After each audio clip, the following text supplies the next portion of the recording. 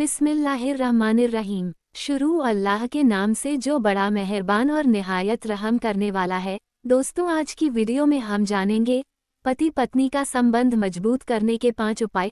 पर दोस्तों, वीडियो शुरू करने से पहले आपसे एक छोटी सी गुजारिश है। अगर आप हमारे चैनल पर नए हैं तो वीडियो को लाइक करके चैनल को सब्सक्राइब कर लो। तो चलो वीडियो शुरू करते हैं। आज हम ऐसी 5 बातें आपको बताने वाले हैं जो अगर आप देखेंगे और उस पर अमल करेंगे तो आपका जो मियाँ बीवी का रिश्ता है वो मजबूत होगा। इसलिए ध्यान से सुनना और इसे अपने दोस्तों में शेयर भी करना। नंबर 1, इज्जत करना, एक दूसरे की इज्जत करना। देखिए, अगर मियाँ बीवी को खाना न मिले, घर खुद का न मिले या सही से न मिले, औलाद न मिले या औलाद अच्छी न मिले, गरीबी मिले, मुसीबतें मिलें, परेशानियां मिलें, आप देखते होंगे फिर भी मियाँ बीवी का रिश्ता चलता है। और अगर सब कुछ है लेकिन एक दूसरे के दरमियान इज्जत नहीं है तो मियाँ बीवी का रिश्ता ज़्यादा दिनों तक नहीं चलता।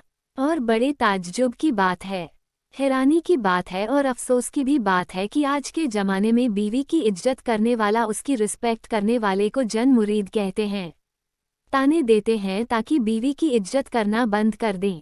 मेरी एक बात याद रखो, बीवी को इज्जत देने वाला चोरू का गुलाम नहीं होता, बल्कि एक अजीम माँ का फरमाबरदार बेटा होता है। बल्कि वह उस अजीज माँ का लड़का है जिसने अपनी औलाद को औरत की इज्जत करना सिखाया होता है। याद रखो, अपनी माँ और बीवी को बेपनाह इज्जत दो, क्योंकि एक ने तुम्हें दुनिया में लाया है और दूसरी यानी बीवी सारी दुनिया को छोड़कर वो तुम्हारे पास आई है। इसलिए मियाँ बीवी के दरमियान इज्जत और रिस्पेक्ट का होना बेहद जरूरी है, यहाँ तक कि खाने से भी ज़्यादा। नंबर 2, भरोसा करना, मियाँ बीवी का एक दूसरे पर भरोसा करना। मियाँ बीवी को एक दूसरे पर इतना भरोसा होना चाहिए कि बात बात पर एक दूसरे को सफाया देने की ज़रूरत न पड़े, क्योंकि भरोसा किसी भी रिश्ते के लिए एक मजबूत दीवार होता है। इसलिए शक को बिल्कुल जगह न दें, भरोसा बनाए रखें। याद रखें, भरोसा एक छोटा सा लफ्ज़ है मगर यकीन दिलाने में पूरी जिंदगी लग जाती है। और एक शख्स सुई के बराबर भी अगर आ जाए तो ये जो भरोसे की दीवार है फौरन ढह जाती है। देखिए, भरोसा हो इंसान में तो सामने वाले की खामोशी भी समझ में आ जाती है, और भरोसा ना हो तो सामने वाले के अल्फाज भी समझ में नहीं आते, उसका चीखना चिल्लाना भी समझ में नहीं आता। तो यह कोशिश करो कि सब्र टूटे लेकिन भरोसा न टूटे, क्योंकि भरोसे के ऊपर ही मियाँ बीवी का रिश्ता टिका हुआ है।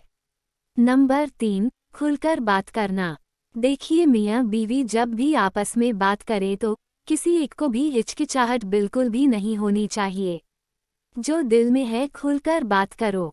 इतना रिश्ता ट्रांसपेरेंट होना चाहिए, इतना खुला हुआ होना चाहिए कि ज़रा सी भी संकोच इन्हें बात करने में नहीं होना चाहिए। हाँ, कभी कभी एक दूसरे की राय, एक दूसरे की सोच अलग हो सकती है, लेकिन उस मुद्दे को लेकर बहस करना या झगड़ा करने के बजाय दोनों मिलकर ऐसा रास्ता निकालें कि दोनों उस मुद्दे पर, उस बात पर एग्री हो जाएं। नंबर 4, गिले शिकवे शिकायतें करना। अक्सर बीवियां ये गलती करती है कि जैसे शौहर थक कर बाहर से आता है तो उसे सांस भी लेने नहीं देती, पानी तक नहीं पिलाती और शिकायतों का अंबार लगा देती है। घर में राशन नहीं है, गैस नहीं है, दूध नहीं है, मैं बहुत थक गई हूँ, इस तरह की वगैरह वगैरह।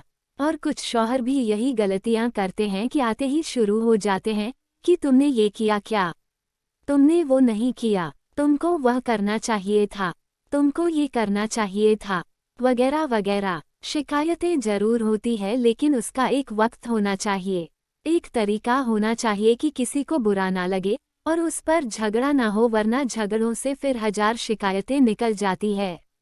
तो ये कहाँ की अक्लमंदी है कि एक शिकायत करने का तरीका और टाइमिंग ऐसा हो कि उससे हजारों शिकायतें पैदा हो जाए। इसलिए दोनों को एक दूसरे के मिजाज का, मौके का, वक्त का और मूड का ख्याल होना चाहिए कि कब कौन सी बात करने से सामने वाला भड़क जाएगा या उस मसले का सलूशन निकाल लेगा। शिकायत करें लेकिन सामने वाले का मूड देखकर, वक्त देखकर और अच्छे अल्फाज के अंदर शिकायतें करें। देखिए, अल्फाज से ज़्यादा लहजे का असर पड़ता है। लहजा अच्छा रखें। आपका मकसद यही है ना कि उस शिकायत का निवारण हो जाए, यही शिकायत हल हो जाए, वो गिला दूर हो जाए। इसलिए अच्छे अल्फाज और अच्छे लहजे का आप इस्तेमाल करें। नंबर 5, एक दूसरे की कमियां निकालना।